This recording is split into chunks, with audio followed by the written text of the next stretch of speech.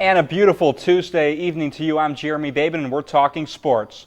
Walk-off home runs, warm weather, and sweet revenge were all part of last night's local baseball roundup. We'll start with the latter first, where the Dalton Catamounts traveled to Ringgold looking for revenge after losing a home game to the Tigers 5-3 only 2 weeks ago. And some youngsters in the crowd, maybe some future Tigers in attendance, watching their role models. We'll pick it up top of the first. A wild pitch by Colt Cross has Toombs Norman stealing and safe at third base. And with 2 outs and Norman on third, Bo Blackwood hits what looks like a ground out to end the inning, but Bo just beats the throw. And that hustle play scores Toombs Norman, 1-0 Catamounts. But Ringgold gets out of the inning as Cross strikes out Carter Crutchfield to the bottom of the first now after hitting a batter on his first pitch. Colton Kinnaman's second pitch is off Zach Lance's bat and deep and gone over the center field wall. A 2-run shot for Lance. Not a good start for the Big Red. 2-1 Tigers. Kinnaman, he would settle down, however, and get out of the inning, striking out Eric Hall. Top of the second, still 2-1 Ringgold. Another wild pitch by Cross, and Will Estes comes sliding into third. He is safe right under that throw. Dahl would not score, but the Catamounts take revenge and beat the Tigers 9-4. Over in Northwest in Tunnel Hill, Bruins hosting Tryon. Bruins trying to improve to 7-4. Top of the fifth, 12-3 Bruins, and Ethan Nixon is going down swinging courtesy of Zach Sloan. On the mound, he threw 4 Ks. Bottom 5, Carter Thames up to bat. Northwest needs 1 run for the 10-run Mercy, and in his first ever varsity at bat, Carter Thames hits a walk-off home run shot to left. A walk-off because it made it 13-3 Northwest in the bottom of the fifth, and that's your final 13-3 Northwest Mercy's Tryon in 5 innings. Congrats to Carter Thames. Moving on to the soccer field, the boys soccer team hosted Rome last night in a Region 7 4A showdown. Could the Big Red control home field advantage against the Wolves? Let's head out to Harmon Field and see for ourselves. And here we go. Scoreless end of the first half. Rome's Jacob Rogers gives it a high-arcing kick. The right to senior goalie Ivan Salvas. Back Dalton's way. Jacobo Estrada is going to take control of this ball, but he's not going to be able to get it past Logan Adams, and we are still scoreless.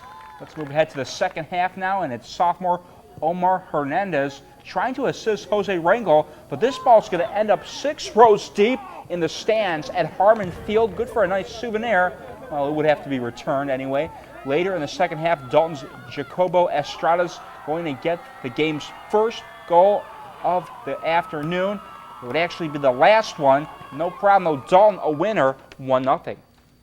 Last night at Southeast High School, it was a classic non-region singles matchup between some of the best tennis players from LFO and Southeast.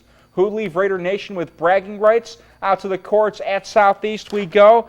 First singles, LFO's TJ LaFale near court serving to Southeast Tyler Mims far court, and Mims delivers a monster kill that LaFale cannot recover cleanly. Ouch, that was painful.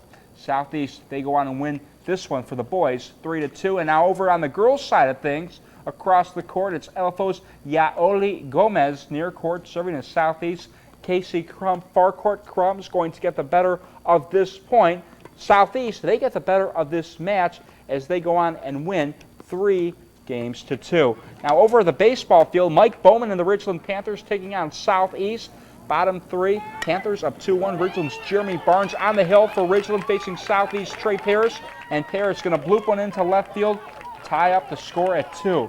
Still in the third, Tanner McCutcheon delivers a sac fly to right, scoring Paris and sending Bradley Grant over to third base. He slides in under the tag, and it's 3-2 Raiders.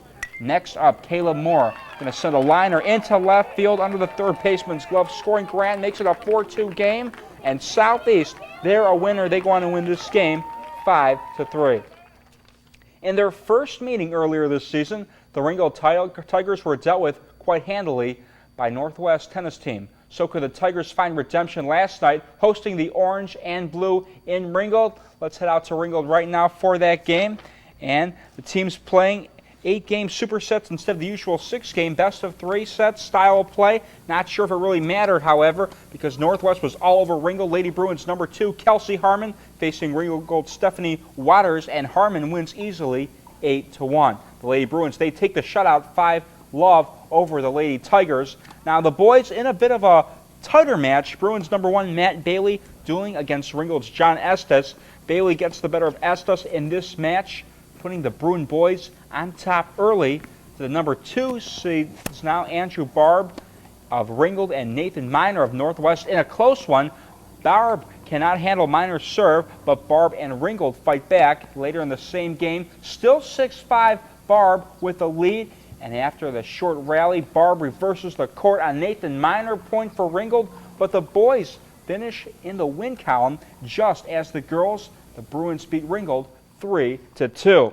And now it's to some college action. The big game tomorrow, Georgia at Georgia Tech in Atlanta. Some baseball, and this is always a big game in any sport. No different. And assuming that they can play the game. Let's hope they can play the game because of the rain. I know a lot of areas are expecting some pretty heavy rain tomorrow. Be pretty nice to Cedric right now. Cedric, how much rain do we expect in our area tomorrow?